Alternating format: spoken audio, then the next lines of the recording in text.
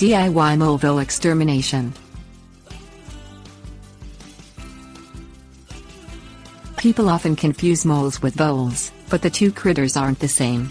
Moles dig through your yard eating grubs, which in a way is helpful. Voles dig through your yard eating your plants.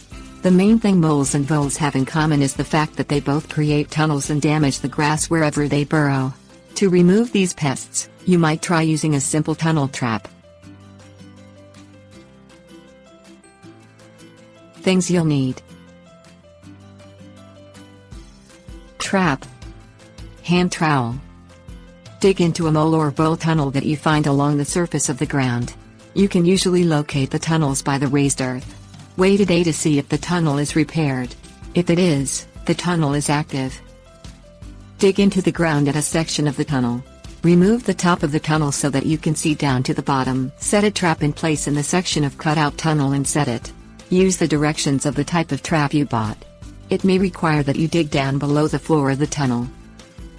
Fill in any gaps around the trap to seal off light and cast the tunnel back into darkness. Check on the trap every day until you have caught the perpetrator.